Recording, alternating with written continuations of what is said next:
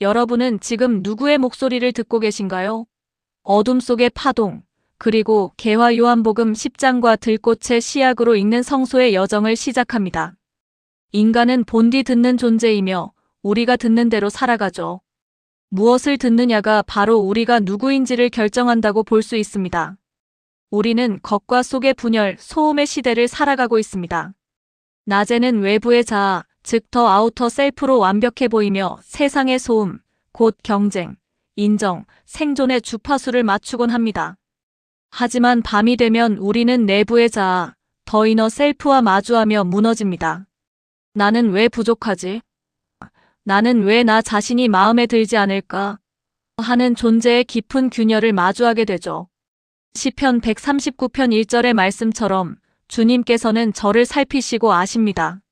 하느님은 우리의 겉모습이 아니라 붕괴되는 속모습까지도 아시는 분입니다.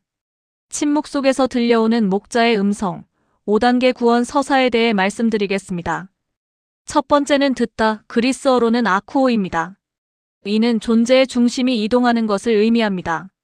두 번째는 부르다, 즉 칼레오인데 이는 존재를 창조하는 선행적 은총을 뜻합니다.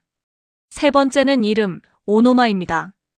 이것은 존재론적 소속과 정체성을 부여합니다.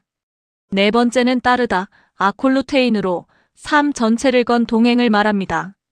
마지막으로 다섯 번째는 생명, 조회입니다. 이는 은총이 넘치는 하느님의 생명을 의미합니다. 요한복음 10장 27절은 양들은 그의 목소리를 알아듣고 나는 그들을 알고 그들은 나를 따른다고 말합니다. 이것은 단순한 인식의 확장이 아니라 존재의 방향 전환을 의미합니다. 먼저 듣다, 즉 아쿠오와 휘파코에는 단순한 청취가 아니라 순종, 즉 아래에서 귀를 기울이는 것입니다. 듣는 순간 우리의 존재는 이미 방향을 결정하며 길 위에 서게 됩니다. 다음으로 부르다, 즉 칼레오는 하느님의 부르심이 단순한 호출이 아니라 창조적인 행위임을 알려줍니다. 하느님은 우리가 필요해서가 아니라 우리를 사랑하시기 때문에 관계의 잔치로 우리를 초대하십니다. 따라서 회개, 즉 메타노이아는 도덕적인 반성문이 아닙니다.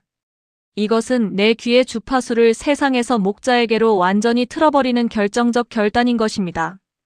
호명이 아닌 존재론적 소속, 즉 너는 내 것이다라는 선언입니다. 성서에서 이름, 곧 오노마는 단순한 표식이 아니라 존재의 본질을 의미합니다. 이름을 부른다는 것은 존재를 소유가 아닌 관계로 받아들이겠다는 선언인 것이죠. 김춘수 시인의 꽃이라는 시처럼 내가 그의 이름을 불러주기 전에는 그는 다만 하나의 몸짓에 지나지 않았지만 내가 그의 이름을 불러주었을 때 그는 나에게로 와서 꽃이 되었습니다. 이사야서 43장 1절은 말합니다. 내가 너를 지명하여 불렀으니 너는 내 것이다. 이 부르심은 성취가 아니라 하느님 시선 안에서의 지워지지 않는 각인입니다. 다음으로 성소의 개화 과정을 시인들의 눈으로 본 영적 성숙을 들꽃의 신학, 즉 존재의 5차원 매트릭스로 살펴보겠습니다.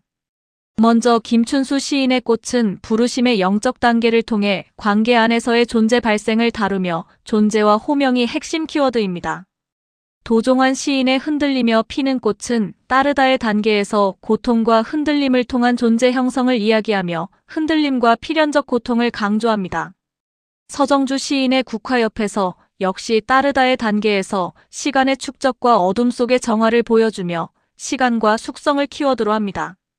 최민순 시인의 두매꽃은 장소성을 통해 타인의 시선이 아닌 하느님 중심의 삶을 이야기하며 은폐와 고유성이 중요합니다. 마지막으로 유익종 시인의 들꽃은 방향성의 단계에서 자기 실현이 아닌 타자를 위한 자기 증여를 다루며 헌신과 무명성을 핵심으로 합니다. 결국 어디에서 피는가, 그리고 누구를 위해 피는가. 이 두 축이 결합될 때 비로소 성소는 완성되는 것입니다. 이제 따름, 즉 아콜루테인의 의미를 시간과 시련이 축적된 십자가의 궤적을 통해 살펴보겠습니다.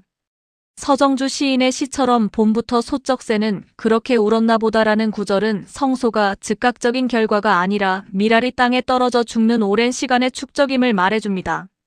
또한 도종환 시인의 흔들리지 않고 피는 꽃이 어디 있으랴라는 구절은 고통이 선택이 아닌 필연이며 붕괴가 아닌 형성의 방식임을 알려줍니다. 예수님은 뒤에서 양들을 몰아세우지 않고 앞장서서 십자가의 길을 걸으셨습니다. 신앙은 먼저 이해한 뒤 따르는 것이 아니라 따르면서 비로소 이해하는 것입니다. 우리의 궁극적인 목적지는 단순한 생존, 즉 비우스를 넘어 참생명, 곧 조회에 이르는 것입니다. 김소월 시인의 산유화에 나오는 산에는 꽃 피내갈 봄 여름 없이 꽃이 피내처럼 비우스는 자연적 순환, 닫힌 공간에서의 부르심 없는 익명의 삶, 단순히 생물학적으로 겨우 살아가는 것을 의미합니다.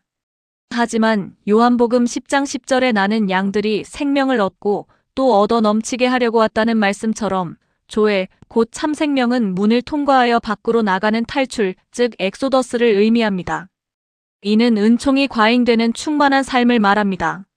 신앙은 옆에서 관망하는 것이 아니라 문을 통과하여 참생명으로 나아가는 존재론적 전환인 것입니다. 성소는 성취가 아니라 응답이며 직업이 아니라 여정입니다. 우리는 이름으로 불릴 때 비로소 꽃이 됩니다. 흔들리며 자라고 젖으며 견디며 시간 속에서 숙성되고 십자가를 통과하여 마침내 하느님의 생명, 즉 조회로 피어납니다. 우리는 완벽해서 꽃이 되는 것이 아닙니다. 불림 속에서, 흔들림 속에서, 오직 그분의 사랑 속에서 우리는 꽃이 되는 것이죠. 세상의 소음을 끄고 당신의 이름을 부르시는 그분의 파동에 주파수를 맞춰보십시오. 이사야서 43장 1절의 말씀처럼 내가 너를 지명하여 불렀으니 너는 내 것이다.